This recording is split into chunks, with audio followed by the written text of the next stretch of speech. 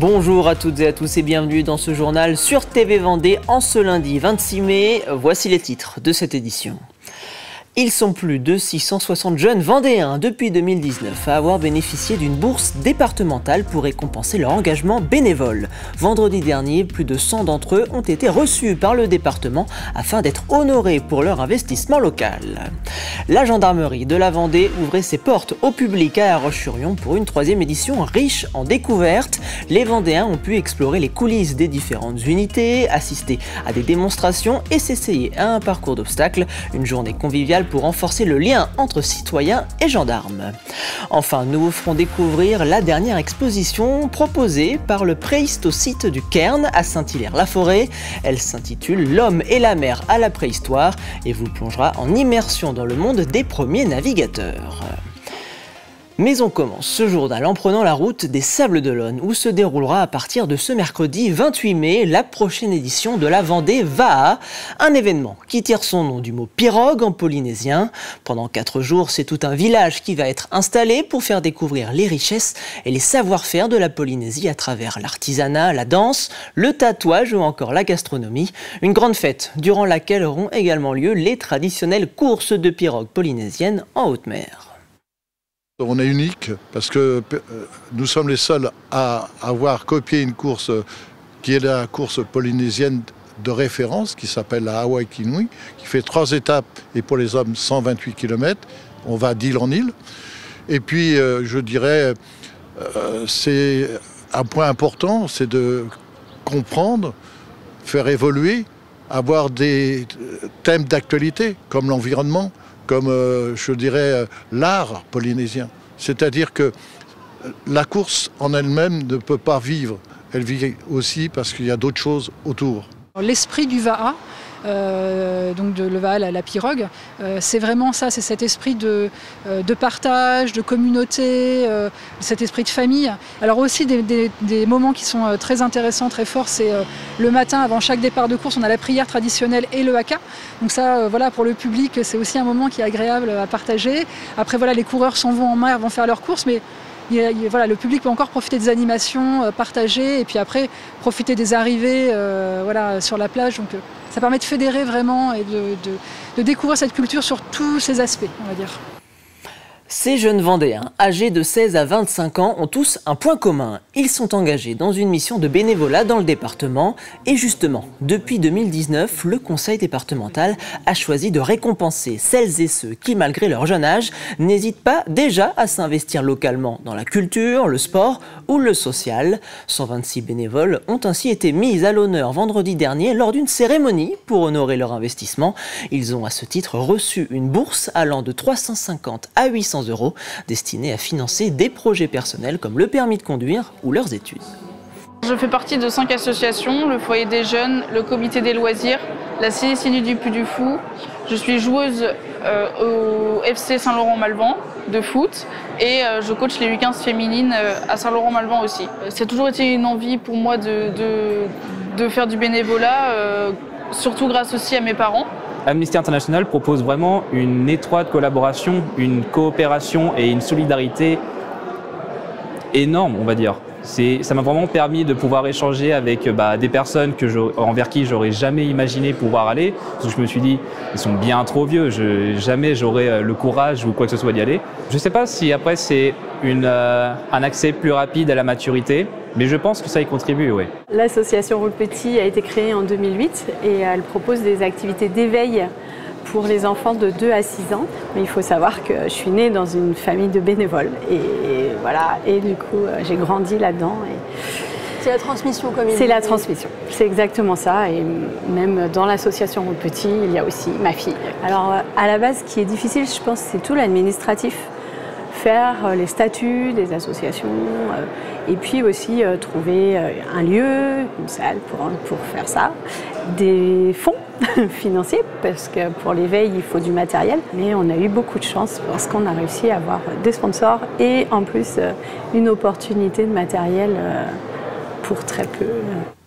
Et la Vendée peut compter sur plus de 15 000 associations réparties sur l'ensemble du territoire, avec près de 500 associations qui voient le jour chaque année selon le conseil départemental.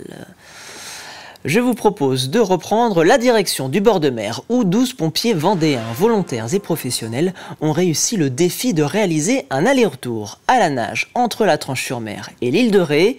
25 km de natation accomplis grâce à des relais en binôme toutes les 30 minutes.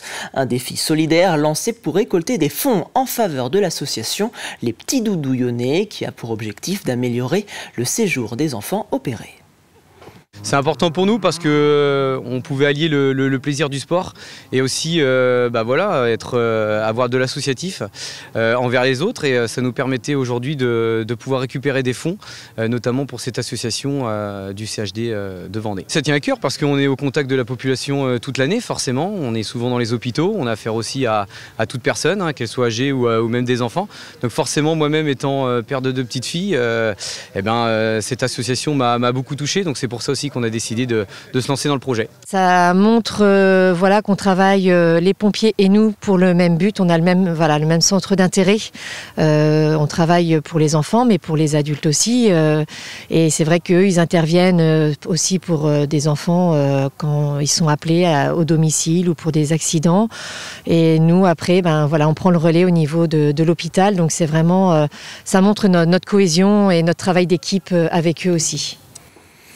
Le groupement de gendarmerie de la Vendée ouvrait ses portes au public samedi dernier. Une 3e édition organisée à La Roche-sur-Yon qui a permis une nouvelle fois aux Vendéens et aux Vendéennes de découvrir les différentes branches de la gendarmerie et les moyens dont disposent les forces de l'ordre sur notre territoire. Déjà moi je voudrais bien faire gendarme plus tard. Tout ce qui est discipline, bien organisé, tout contrôlé, j'aime beaucoup ça. Et du coup je me suis intéressée à la gendarmerie et j'ai pas lâché cette idée depuis. De pouvoir faire les portes ouvertes, ça permet aussi de montrer aux gens à quel point la gendarmerie c'est vraiment ouvert d'esprit et on peut parler avec tout le monde. Moi oui, je recommande parce qu'en fait la gendarmerie ils sont tout le temps là. C'est eux qui nous surveillent les routes et ils nous apprennent vraiment plus le métier. Vraiment en profondeur en fait comment ils font, etc. Les enfants et les jeunes, ils sont beaucoup attirés par l'intervention, donc les unités d'intervention, ils sont attirés par les maîtres chiens, ils sont attirés par les motos, mais on présente tous les métiers de la gendarmerie, le métier de gendarme polyvalent, la brigade nautique, les techniciens en identification criminelle, nos enquêteurs cyber, la gendarmerie mobile et le maintien de l'ordre. Voilà, donc on leur présente toute la gamme et je crois que chacun peut y trouver son compte, même si ce qui a le plus de succès, ça reste les équipes cynophiles, les équipes d'intervention et les motos. Et le colonel Arnaud Pellabeuf, que vous venez d'entendre, quittera prochainement ses fonctions. Il sera remplacé par la colonelle Maude Cerclé-Fraval, ancienne chargée de mission politique sur la question de la sécurité du quotidien. Samedi dernier avait également lieu la journée du cœur aux Herbiers, un événement porté par les associations À Tout Cœur Vendée et l'Alliance du Cœur.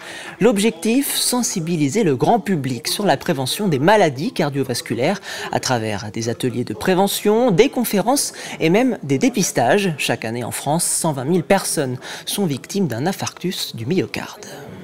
Aujourd'hui, on le sait, on est dans des difficultés de démographie médicale, on fait tout pour se battre, parce que voilà, on essaye de faire en sorte d'être attractif, d'attirer, mais le médecin est là pour soigner. Si nous, on peut apporter notre pierre à l'édifice pour ajouter de la prévention avant justement de devoir aller chez le médecin pour se soigner, eh bien voilà, c'est l'occasion de pouvoir le dire, le faire autour des maladies cardiaques et dire à chacun, en fait, renseignez-vous avant que ce soit trop tard, que vous soyez trop négligé, entre guillemets, que vous n'ayez pas fait suffisamment de sport, etc. Donc on a toute une politique générale de sport santé, de prévention senior, etc., qui nous permet justement d'avoir avec cet événement une corde de plus à notre arc. C'est l'occasion de venir se tester de manière assez décontractée, sans pression, sans syndrome de la blouse blanche aussi, voilà, d'essayer de venir un peu de manière assez familiale. On termine ce journal dans les coulisses de l'exposition L'homme et la mer à la préhistoire. Une exposition immersive proposée par le Préhistocide du Cairn à Saint-Hilaire-la-Forêt. Elle permet aux visiteurs de se plonger dans le monde de tout premier navigateur aux embarcations élémentaires et d'en apprendre plus sur l'univers du monde marin préhistorique. Reportage signé Louise Viadger. On ne peut pas passer à côté. L'exposition temporaire L'homme et la mer propose 4 reproductions des premières embarcations de l'humanité. Parmi elles, la plus imposante, une pirogue monoxyle. Qui est faite dans un seul tronc de bois et qui a été entièrement façonnée avec les méthodes de la préhistoire. Alors sa particularité, ses dimensions, 9,50 m de long, plus d'une demi-tonne de poids, et également aussi sur sa navigabilité, on va dire, eh bien c'est ce qu'on pourrait qualifier d'un bateau insubmersible, c'est-à-dire que ces embarcations à la préhistoire ne pouvaient pas couler, elles font flotteur quoi qu'il arrive. Des découvertes récentes en Vendée montrent la présence de bateaux similaires à ces pirogues dès le néolithique. Une exposition ancrée sur le territoire donc, qui réunit pour la première fois un ensemble de collections et de vestiges retrouvés dans le département. En travaillant avec les services archéologiques, donc le dépôt de fouilles de la Vendée, mais également des musées comme l'Historial de la Vendée et le musée du Masque des Sables d'Olonne. On découvre alors tout le lien entre l'homme et la mer nourricière, mais aussi porteuse d'échanges et de navigation, des coquillages, de l'outillage ou, plus étonnant, des parures. Qui vient aussi casser un petit peu le mythe de l'homme préhistorique, un peu brut, hirsute, qui ne fait pas attention à son allure. Déjà, ici, sur notre territoire au néolithique, eh bien, l'homme fabriquait des bijoux et il utilisait parfois les coquillages. Et donc, nous avons la chance d'accueillir une pièce assez exceptionnelle qui sort rarement des réserves parce que très fragile, qui est un collier de dentelle qui a été découvert à Jars-sur-Mer, sur le site du Paradis aux Ânes. L'exposition temporaire L'homme et la mer est à découvrir jusqu'à la fermeture du cairn à la Toussaint. Et c'est la fin de ce journal. Merci pour votre fidélité. Vous avez rendez-vous ce soir avec Aurélien Huard pour un nouveau numéro de 85 chrono. Simon Philippot vous réveillera quant à lui dans la matinale dès 7 h. D'ici là, je vous souhaite une très bonne soirée sur TV Vendée.